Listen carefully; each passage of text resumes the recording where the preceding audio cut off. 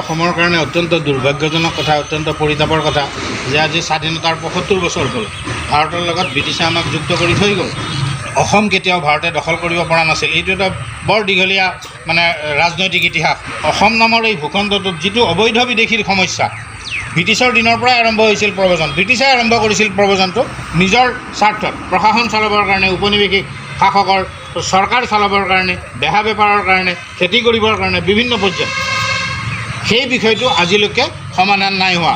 আজি ৭৫ বছৰ ধৰি এই বিষয়টো হেঙিং হৈ আছে। আৰু দুৰ্ভাগ্যজনকভাৱে অসম আন্দোলন এটা হৈছিল। আন্দোলনৰ ভিত্তিপ্ৰস্তৰ আছিল 1951, কিন্তু আন্দোলনকাৰী নেতৃবৰ্গই অসমৰ খিলঞ্জীয়া জনগণৰ লগত আলাপ আলোচনা নকৰাকৈ ৭১লৈকে বিদেশী ৰাখিবৰ কাৰণে এখন চুক্তি কৰিলে, বুজাপৰা কৰিলে। আৰু সেইটো এটা ডাঙৰ এটা বুকুত আঘাত অসমৰ খিলঞ্জীয়াৰ কাৰণে। আৰু সেইকাৰণে আমি মহাসংঘই ভাৰতৰ সংবিধান মতে ন্যায়সংগতভাৱে আমি এটা সমাধান বিচাৰি সুপ্ৰিম কোৰ্টত আমি গোচৰ তৰিছোঁ। আৰু সেই গোচৰটো চলি আছে 562/2012। আৰু এই গোচৰটো ইতিমধ্যে 2 বছৰ শুনানি হৈ সাংবিধানিক বিচাৰপীঠত গৈছে। এতিয়া আমি আশা ৰাখিছোঁ যে অসমখন যিহেতু ভাৰতৰ অংগ হৈ আছে, ব্ৰিটিছে অংগ কৰি থৈ গ'ল, যদিও আমাৰ ৰাজনৈতিক চুক্তি নাই। গতিকে যদি ভাৰত অংগ হৈ থাকিব লাগে অসমখন, তেতিয়াহ'লে অসমত ভাৰতৰ সংবিধান মতে 1951 চনেই হ'ব লাগিব ভিত্তিবছৰ। বেলেগ চন তাৰিখ অসমৰ খিলঞ্জীয়াই নামানে। আৰু আমাৰ সৈতে 100টা খিলঞ্জীয়া সংগঠনে কোৰ্টত খাৰা হৈছে, এফিডেভিট দিছে আৰু এইমতেই সমাধান বিচাৰিছে। গতিকে আমিও আশা কৰিছোঁ যে আন্তঃৰাষ্ট্ৰীয় নীতি নিয়মৰ আধাৰত আৰু আমাৰ সংবিধানৰ ভিত্তিত 1951 সাংবিধানিক বিচাৰপীঠে ঘোষণা কৰিব বুলি আমি এতিয়াও আশা ৰাখিছোঁ। আৰু ইয়াত এটা ডাঙৰ গুৰুত্বপূৰ্ণ কথা আপোনালোকৰ জৰিয়তে ৰাইজক জনাব খুজিছোঁ যে অসমে পৃথিৱীৰ ভিতৰত, ভাৰত নহয়, পৃথিৱীৰ ভিতৰত এটা বিৰল, উদাৰ, মহান মানৱতাৰ দৃষ্টান্ত ৰাখি থৈ গ'ল। সেইটো হ'ল ব্ৰিটিছে ইয়াত উপনিৱেশিক চৰকাৰ চলাওঁতে যিবোৰ মানুহ আনিছিল, যিবোৰ বিভিন্ন জাতি উপজাতিৰ মানুহ আনিছিল, অসমখন যিহেতু স্বাধীন আৰু স্বতন্ত্ৰ দেশ আছিল, তেতিয়া অসমৰ বাহিৰৰ সকলো এলেকাই আছিল বিদেশ। গতিকে বিদেশী এলেকাৰ পৰা অনা মানুহবোৰ আমাৰ পূৰ্বপুৰুষে সেই সম্পৰ্কত কোনো সিদ্ধান্ত ল'ব নোৱাৰিলে, ব্ৰিটিছৰ লগতো আলোচনা নকৰিলে। ব্ৰিটিছে অসম এৰি গুচি গ'লগৈ। ইয়াণ্ডাবু সন্ধিৰ পিছৰ পৰা আৰম্ভ হৈছে এই প্ৰব্ৰজনৰ প্ৰক্ৰিয়া। আৰু ব্ৰিটিছে আনিছিল সেই মানুহবোৰ বিভিন্ন কাম কাজৰ কাৰণে।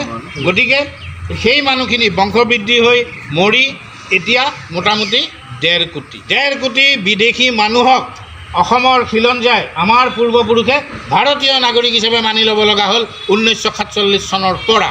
ধ্বংস যেতিয়ালৈকে পৃথিৱী নহয়, তেতিয়ালৈকে কিন্তু এই উদাৰতা, এই মানৱতা কোনো পৃথিৱীৰ দেশে ভংগ কৰিব নোৱাৰে।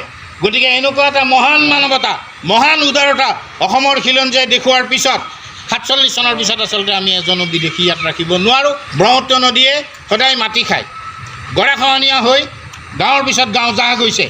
সোৱণশিৰি, জাঁজি, দিহিং, দিবং, দিচাং সকলো নদীয়ে মাটি খায়, গৰাখহনীয়া হয়। গতিকে মাটিটো কমি গৈ আছে দিনে দিনে অসমৰ। কেনেকৈ অবৈধ বিদেশীক ইয়াত সংস্থাপন দিব, কেনেকৈ ৰাখিব, ক'ত মাটি দিব? আমাৰ খিলঞ্জীয়া প্ৰায় 25 লাখ মানুহৰ মাটি নাই। গতিকে এইটো বহুত গ্ৰেভ ডেঞ্জাৰ।